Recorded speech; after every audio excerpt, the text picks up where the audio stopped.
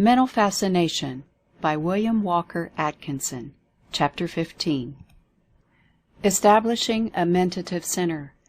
We now approach that part of this work in which each individual student is called upon to decide for himself whether or not he wishes to take his place in the world as a live, active center of mentative energy, or whether he wishes to remain a negative, passive, half-alive center. No matter which plan you may choose, you cannot avoid being a center of some kind. The question for you to decide is, what kind of a center do I wish to become? Each individual a center.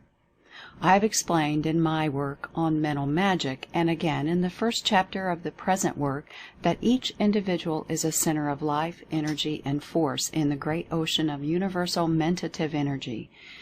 Each individual is a center around which revolves his own world, be that world great or small. The principle is the same in all cases, and each man's world is largely what he makes it, what he attracts to himself, from the time that the child begins to assert the I in him. He begins to create for himself his world. He draws this person and thing, and repels that person or thing in accordance with his mental nature. And he is constantly changing his little world according to the growth of his nature. Mental world building. In view of this law of life, does it not become of importance to us to begin to build our mental world with care and with the best possible material? Should we not begin to make ourselves active centers of energy, that we may have the necessary power to build strongly and well?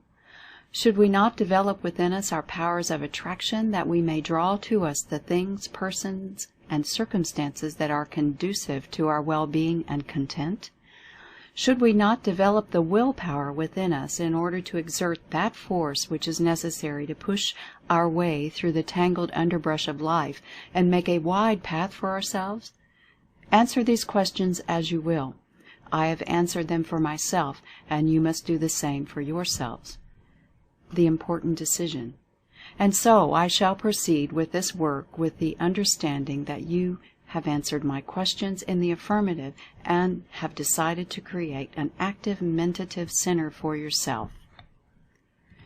If you have decided in the negative, you might as well close this book, for from now on the instruction will be along the lines above indicated.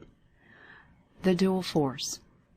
Let us pause for a moment and see what forces are combined in this active mentative center. In the first place, we see that the dual aspect of the mental energy manifests itself always.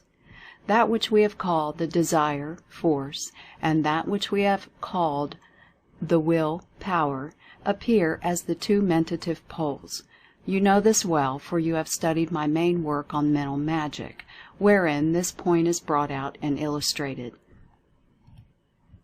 But here is an aspect of the matter that I did not take the time to bring out at great length in the said book. I allude to the resemblance of the two phases of mentative energy, i.e., desire, force, and will, power, to the physical phenomena of magnetism and electricity, respectively. Physical laws in the mental world. Desire force, like magnetism, manifests in a drawing, pulling, attracting power, while willpower, like electricity, manifests in a pushing, compelling, driving power. Desire force, like magnetism, tends to draw things inward and to itself, while willpower, like electricity, tends to drive things outward and away from itself. This dual manifestation of energy is seen all through nature in all of its manifold forms and conditions. There is ever the drawing in to a center, and there is ever the pushing outward from the center. And this law manifests upon the mental plane as well as upon the physical plane. Mental electromagnetism. We have heard much of people being magnetic, that is, having the power to attract persons to them. But that is merely one phase of the operation of mentative energy. We do not hear so much about people being electric, and yet the term is just as proper and applicable as the term magnetic. Electric people are the people in whom willpower is strongly developed and manifest. These people get after others and make them do things. They are the active, energetic, forceful men and women who get behind things and push them along. All great leaders possess this phase of energy to a marked degree. The mere mention of the matter to you will cause you to think of instances of people who possess mentative electricity. There are men who are able to make the crowd around them do their bidding. They are able to work their will upon the mass of people. These men are seen to possess a strange power, but very few understand it. It is entirely different from the fascinating, alluring, charming, attractive personality of the magnetic man, for it forces and compels by sheer forces of character and will, instead of drawing and attracting. You will see why I've spoken of these two phases of masculine and feminine respectively when you consider their different manner of manifestation. The electromagnetic individual. But while both of these forms of power, the magnetic and the electric, have their strong points and advantages, I hold that the highly developed individual must have both of these phases developed highly. In short, instead of being merely a very magnetic individual on the one hand, or a very electric individual on the other hand, the ideal man must be an electromagnetic individual.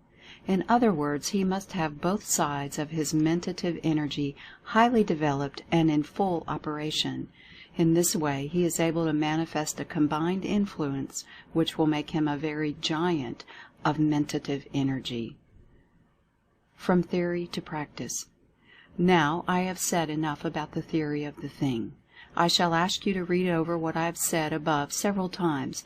In fact, reread it until you thoroughly understand it, and then I shall take you on to the practical work and exercises calculated to develop in you the qualities mentioned. Taking it for granted that you have carefully considered what I have just said, I shall ask you to perform the following exercises, etc. First exercise for realizing the center. Exercise 1. In order to realize the reality of the statement that you are a center of mentative power, you must first enter into a realization of the existence of a great ocean of mentative energy itself. Do not pass over this lightly, for it is most important. You must begin to create a mental picture of the universe as a great ocean of living energy, vibrating with life and force and power. Endeavor to make this mental picture so clear that you can see it with your mind's eye, and until it becomes a reality to you. Picture yourself as alone in the universe and surrounded on all sides with a vibrating, pulsating sea of energy or power. See that all power is locked up in that ocean, and that the ocean exists everywhere. Cut out from your mental field all other persons, things, or conditions. Imagine yourself as alone in the great ocean of power. You must practice frequently upon this mental picture until you are able to visualize it distinctly. This does not mean that you have to actually see it, just as you do this printed page, but that you should be able to actually feel it.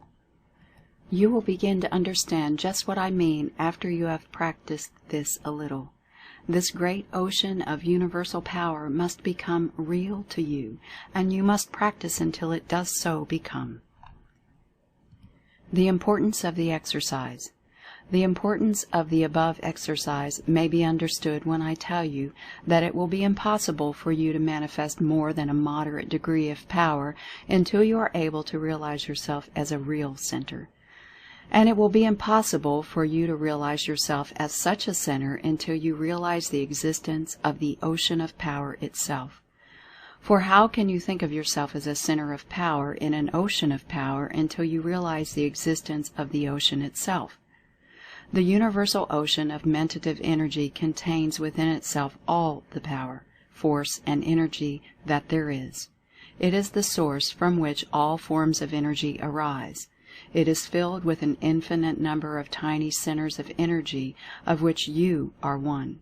And in the degree that you draw upon it for strength, so will you receive strength. By all means, endeavor to clearly visualize the great Mentative Ocean, for it is the source of all the force with which you are filled and which you hope to acquire. Enter into this great realization, friends, for it is the first step to power. Second exercise for realizing the center. Exercise 2. The second exercise, which will tend to increase your vibration as a center of force, is as follows. Picture yourself clearly as a center of force in the Mentative Ocean. While seeing the ocean on all sides of you, you must see yourself as the center of it. Do not be frightened at this idea, for it is based on the truth. The highest occult teaching informs us that the great Mentative Ocean has its center everywhere and its circumference nowhere.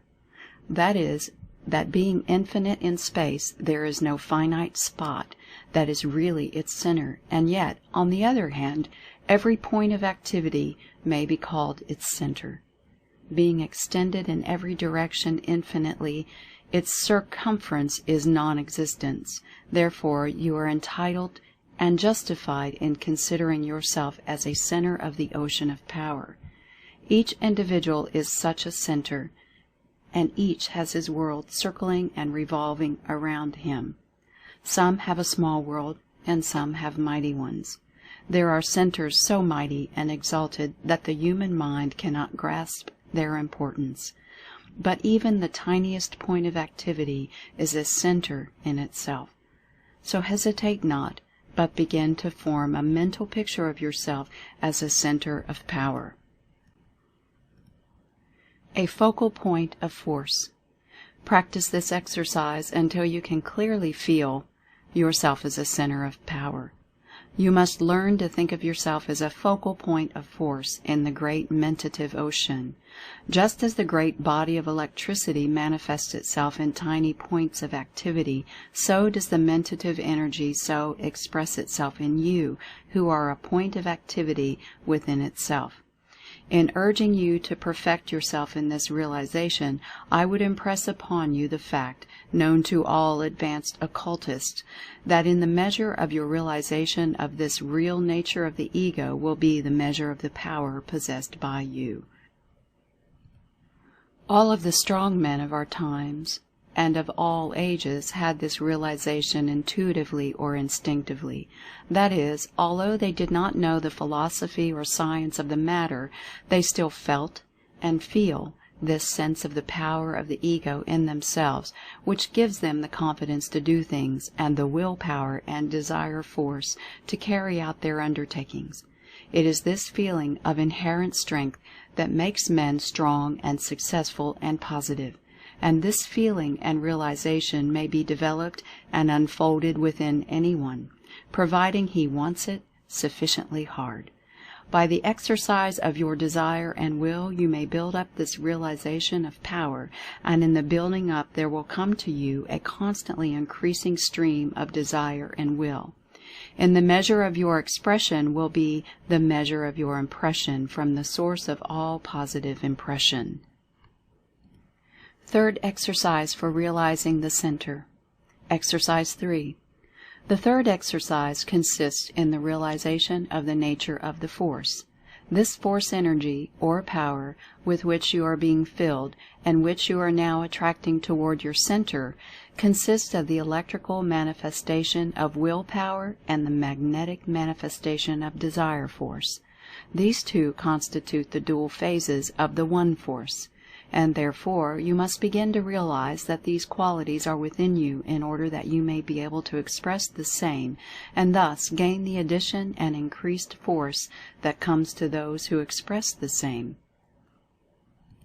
You must begin to realize that you have a will which is capable of impressing itself on the things, persons, and circumstances of your world, and you must begin to realize that you have a desire which attracts to you the things, people, and circumstances of your world, and which, in fact, draws to you the very material form which your world is made. When you realize this dual force within you, it will begin to express itself automatically. The act of realization causes the mental machinery to begin to work smoothly and effectively. Therefore, picture to yourself this dual force within you. See yourself as influencing and acting upon the world around you. See yourself as a power in the land, and also see yourself as an attracting force, drawing to you that which you need and want and require, consciously and unconsciously. Picture yourself as an electromagnetic individual. You are an individual because you are a center of power. You are electromagnetic because you possess the electric will and the magnetic desire. A strong statement. Carry with you this thought constantly and repeat it often to yourself, and you will find it a source of strength. You will find the strength pouring into you when you say or think it. When you feel weak or when you feel the need of additional strength, use this statement of strength. I am a living electromagnet. And when you say it or think it, you must picture to yourself just what you mean by the statement, hence the importance of knowing just what is meant. Do not pass over this statement of strength as unimportant, but try it in actual practice, and you will soon see what a battery of strength it will be for you, and those around you will soon become aware of a new sense of power within you.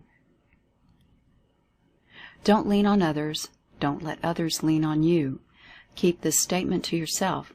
Do not invite the ridicule of those around you by telling them the source of your strength. Do not bother about them.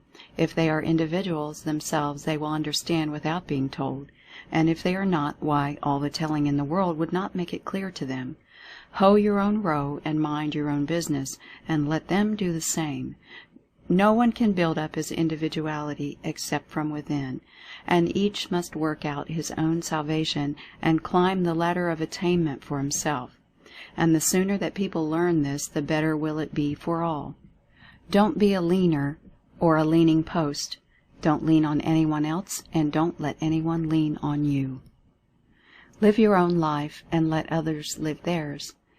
There's been too much of this fool business about living other people's lives for them, or letting other people live your life for you. Each man or woman must grow into an individual by his or her own work and life. There is no such thing as vicarious individuality. Don't be afraid to assert the I, to claim your rightful heritage and birthright to be an individual and not a parasite. And don't be afraid to shake off and trim off the parasitic persons that have encumbered your own unfoldment toward individuality. Let the parasites take root in the earth, just as you have done. Let them fasten their roots in the great body of strength and power, instead of in the mental body of someone else.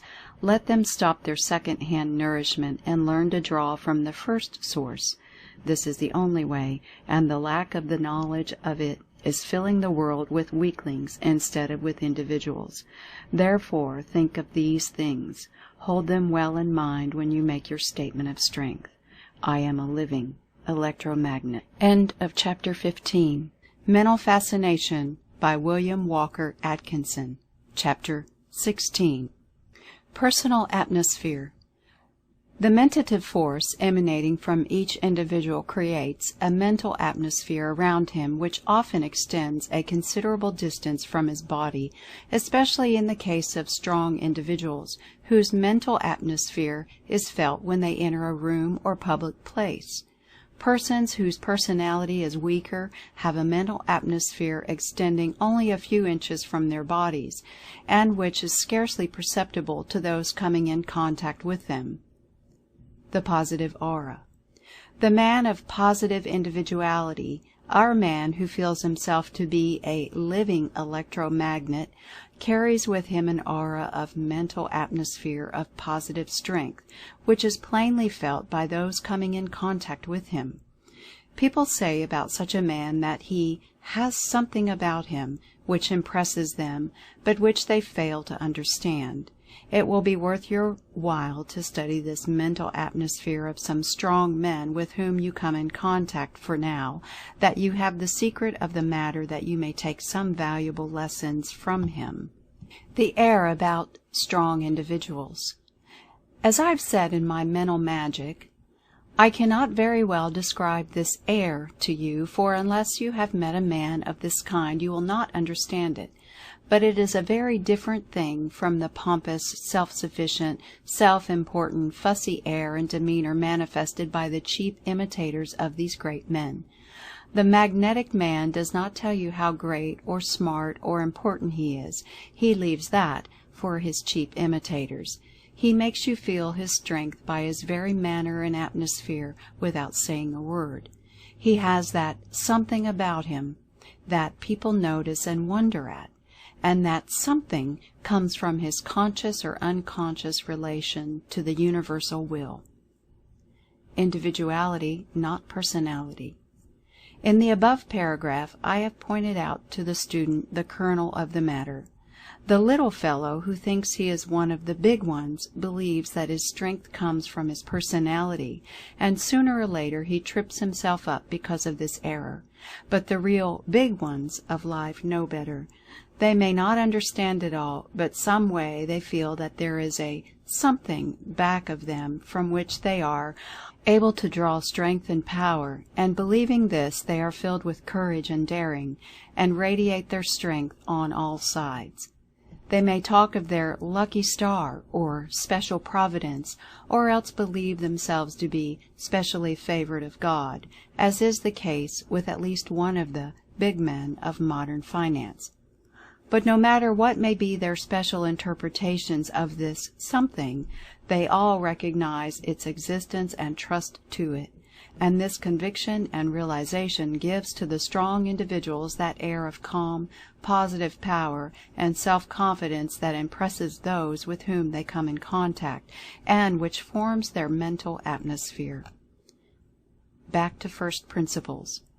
And in giving you instructions in the art of building for yourselves a positive mental atmosphere, I can do no better than to refer you back to the first principles, and again bid you to realize that you are a dynamic focus, a center of force in the great universal will, having the dual attribute of willpower and desire force.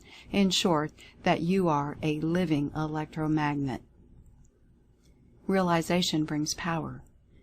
If you will but get this realization firmly fixed in your mind, you will automatically create for yourself a most positive mental atmosphere that will be felt by all with whom you come in contact.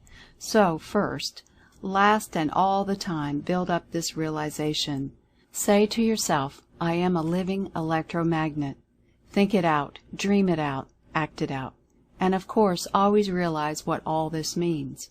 You are the electromagnet through which is pouring the universal willpower, and in the degree that you will allow the current to so flow through you, so will be the power you are able to manifest.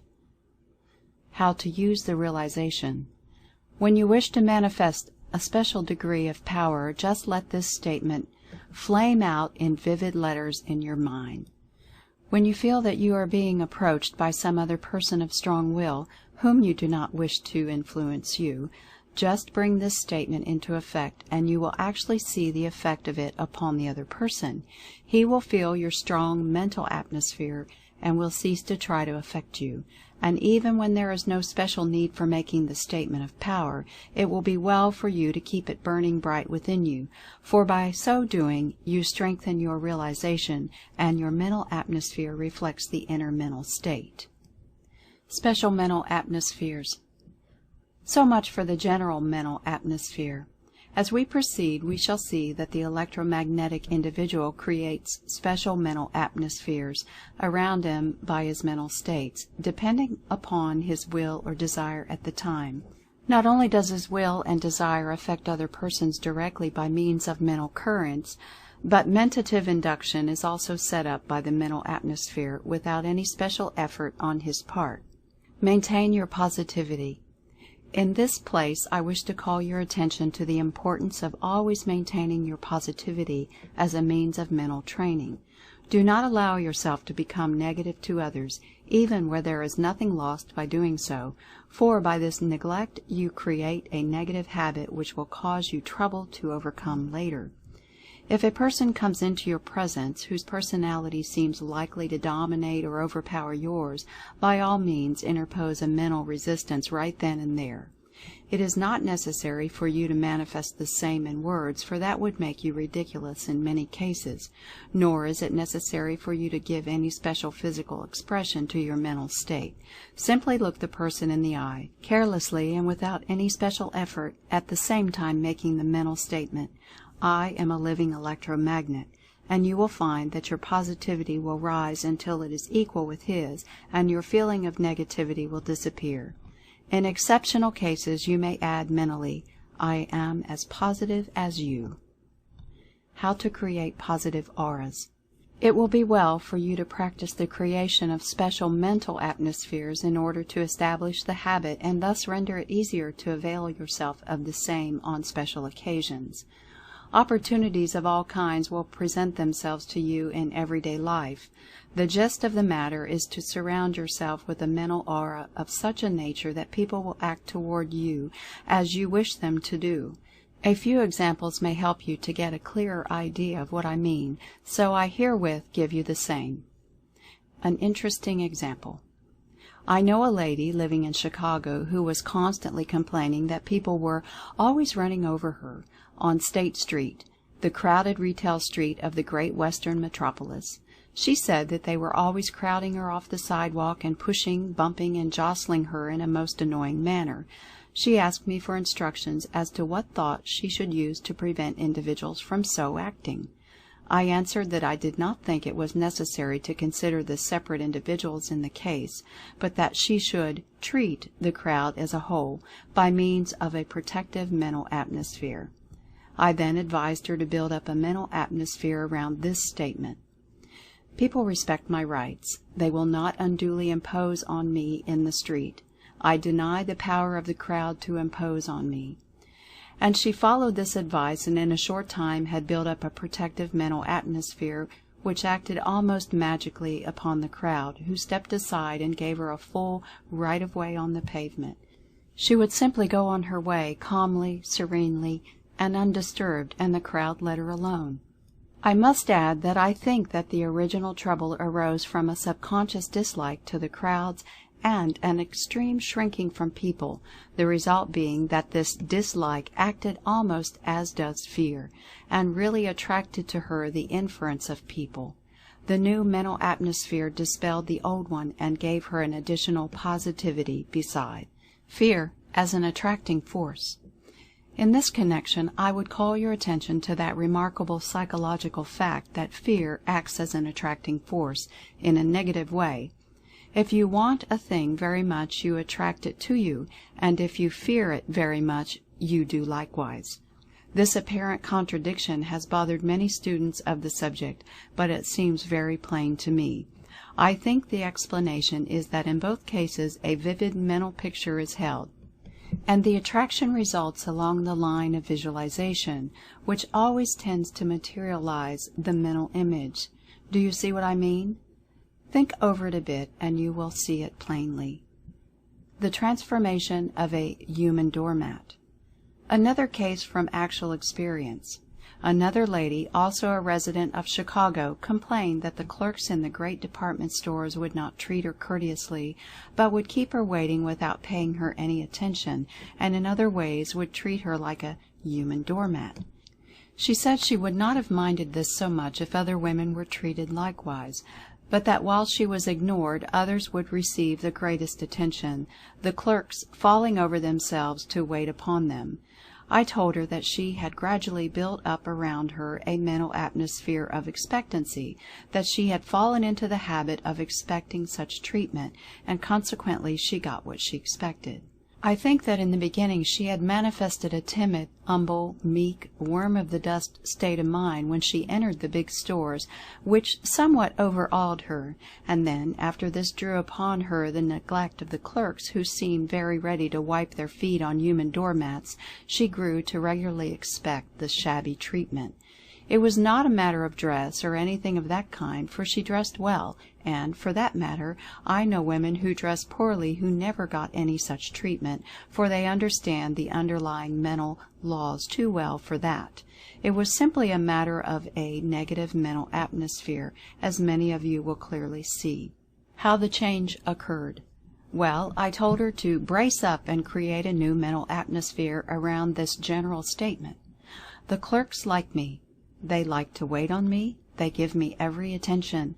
They do this because they like me, and also because I insist upon it as my right. The charm worked in a short time, and now the good lady reports that the clerks not only treat her well, but even take the trouble to call her attention to desirable selections, special bargains, and all the rest of it. The cure was perfect. An analysis. I call your attention to the above statement. Please note that the first part of it operated along the lines of desire force, and the latter part along the lines of willpower. The statement of the first mentioned lady, the one who objected to street crowding, was altogether along the lines of willpower. I ask the students to study and dissect each of these cases, because by doing so they will be able to apply the principles in cases coming under their own observation, and also in their own cases. End of Chapter 16.